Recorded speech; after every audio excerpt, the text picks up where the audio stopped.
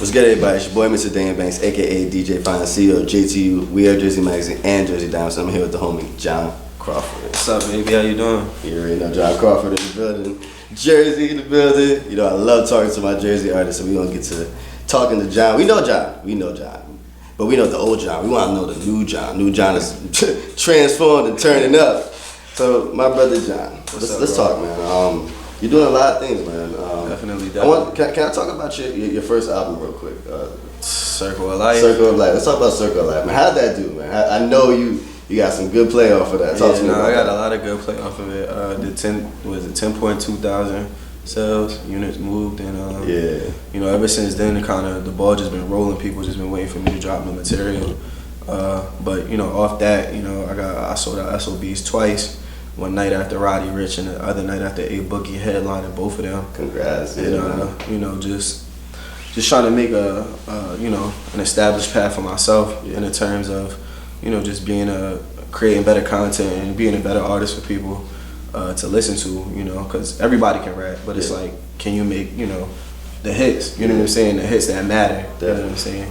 So what's it like being a headliner, man? Like just being able to say, look, the selling out shows at SOBs, you know that's in New York. So Jersey, we take it over in New York, you already know. But what is it like for real, like selling out shows and like, you know, headlining out to like even big name artists like that, bro? Like people actually like really coming to see you, like that's lit.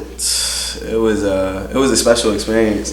Both times, you know, you get the VIP section, you get your special like thing downstairs. So it was super cool. But all in all, just to see all the artists that's coming up, you know, like not under me, but like, you know what I'm saying, just coming up in general. To see all the people come out for them is just like, it's inspiring because it lets you know it's like, yo, there's so many people doing this, so it keeps you motivated to stay on top of your game because those artists could be just as sharp, you know what I'm saying? They just might have not got their breakthrough yet. Definitely. So it's just, and I'm just, you know, blessed and happy to be lucky enough to, you know, headline like that. So it was an amazing feeling. And when you see all those camera lights go up and, you know, all the attention's on you, but it was amazing, man. I couldn't. The energy was off the roof. Yeah, when I was performing like 3 a.m. in Camden, I would perform like Daddy's Little Girl or like, you know, special songs like that. People would come up to me after the shows and I would just greet them and like, you know, just try to build a more personal connection with them.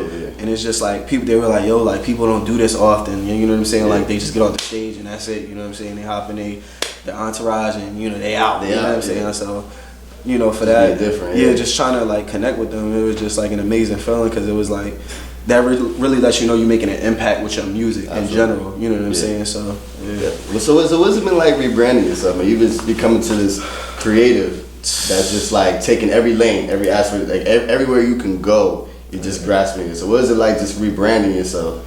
Rebranding, man, it's been a journey, hell of a path, but you know, it's possible.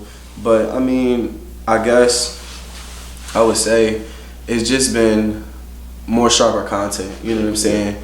Trying to be on top of my game in terms of like creativity or, you know, just different shoots or different video looks and stuff like that. So for me, it's just really been like, you know, trying to be sharper. Because like we spoke before, I was saying like, you know, it's a bunch of people who do this. So in order for me to stand out, I kind of got to be sharper than everyone, you know what I'm saying? And it's just like everybody has their niches, you know, and their knacks. So it's like when it comes to this, it's like, all right, the voice and the music stands out. So how do we become, you know, the bigger artists, you know what I'm saying? Or how do we go ahead and, you know, differentiate ourselves from that lane that everybody's in? It's like everybody raps, but you know what I'm saying? Everybody's not an artist. So that's the difference between that. That's some gems right there, definitely. And what's it like? And what's the importance that you would tell upcoming artists about sharpening their image and really standing out and branding themselves in a way that kind of separates them from the norm?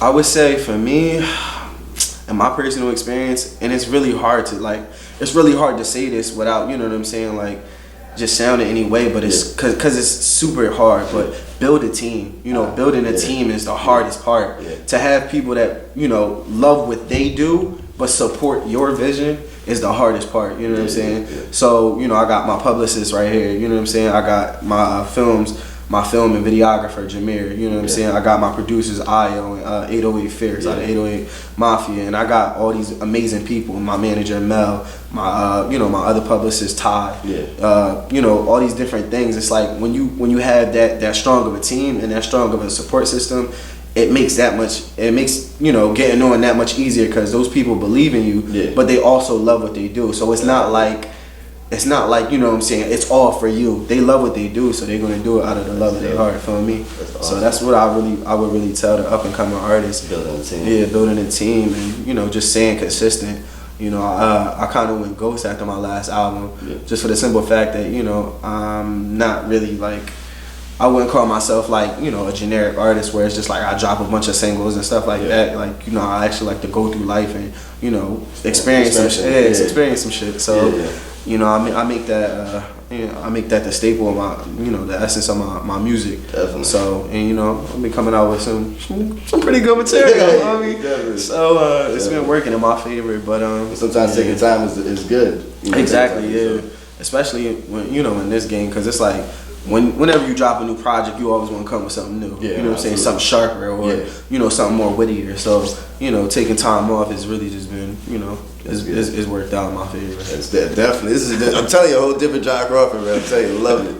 Definitely. But talk to me about this label, man. You got your own label, bro. Yeah, man. Really stepping up, LLC, man. Got an LLC. Tell me about that, brother. Like, how'd you come about that label process? So, Dead Poet Society, you know, started back, you know, I want to say I was in high school when I first started thinking about it. You know, I watched the movie, of course, Dead Poet Society, and that really sparked the idea. So, you know, I just switched a few words around, and you know, I got my LLC for it. But at the same time, the way it came about was, you know, I was doing my research and just looking at a bunch of different, you know, categories and people who were doing the same thing as I was doing, and it was just like they all belonged to something, you know. And I was saying, it's easier to promote, you know, a collective as opposed to like just yourself. Because when you just trying to put yourself on, you know, only a certain amount of people are gonna listen. When people see that it's other people tied to this, you know, they're gonna be like, all right, let me see what all of these people are talking about. You know what I'm saying? So that's how I came up with Dead Poet Society. It was me and my boy Courtney Gasson, and you know, we just been working ever since then, and it's just been amazing, an amazing experience. And what was the key to that? Like, what's something that we were talking about earlier that you said that you want everything in house? Yeah, so it was just like I was just getting tired of like trying to find beats on YouTube, or I was just trying to like, you know, just trying to like figure out ways to do stuff, and it was just like, all right, so let me go out and meet the people that actually do these things and are good at their job, try to build a genuine connection with them, and try to get them to see my vision by letting them hear my music. If they believe in the music just as strong as they, you know, they believe in their passion, all right, cool, let's work. You know what I'm saying? And you know, the money will come later when, you know what I'm saying, when I'm getting paid $4,000 a show, like, you know what I'm saying? Because that's what I'm getting paid now. So it's just like, that's, you know what I'm saying? Like, when they start believing that is when, you know, that's when it came about. Yeah. So he's just bringing all the creative artists together under one roof. Basically, yeah. But I love being in that house, man. It's been a special experience, especially because two of my producers don't even live near me. One is from Houston and the other one is from Texas. So you just connected. Exactly. We be on FaceTime for 6-8 hours at a time, creating beats. That's you know, awesome. they sending me 10 beats a day, and you know, we just locking in trying to get this project done. And you know, huge shout out to them, man, because you know, without a lot of this stuff, a lot of it wouldn't be possible. That's awesome. That's loyalty. That's exactly. Good. So, and not only that, but you know, I got people signed under me. So you know, I got an artist named Melanie Liana. You know what I'm saying? She signed under me. I got Courtney. You know what I'm saying? So, you know what I'm saying? I'm just trying to, like, help everyone. You know what I'm saying? It's not more so that, you know, like, I'm this ringleader or whatever, but it's more so that we belong to something. You know what I'm saying? It's a collective. And, you know, that's how I want to roll. And that's the new Jon Crawford. Definitely. Last point, man. Let's talk about this album you dropping in November. And why? Why November specifically, bro? Nah. So, it's not November. I'm dropping a pack. Oh, I'm dropping a pack. So I'm dropping a 5-piece. You know what I'm saying? A little 5-piece. You're talking about it. So I dropped the first pack for what it's worth.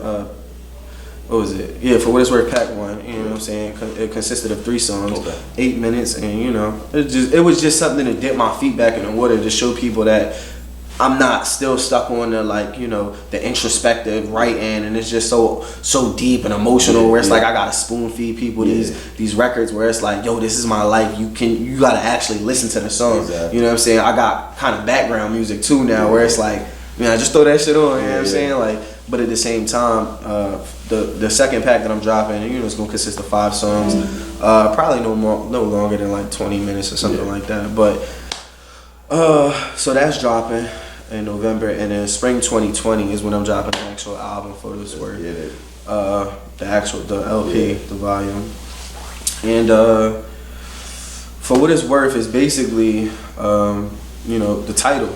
For what it's worth, what is everything that I'm doing worth? You know what I'm saying? So as everyone knows that follows me, and you know, I have like a little following and stuff. You know, I stopped going to school. You know, I started taking music more seriously. I moved back down to like, you know, my roots, and it's like I kind of built an establishment up here where it's like people still support me. They would come out if I did an event, you know what I'm saying, up here. And then I moved back down there to, you know, trying to just get back to myself, to remember why I did everything. So I'm riding through my hood and stuff like that now, and it's just like people showing me mad love. So all those decisions, you know, culminated in one.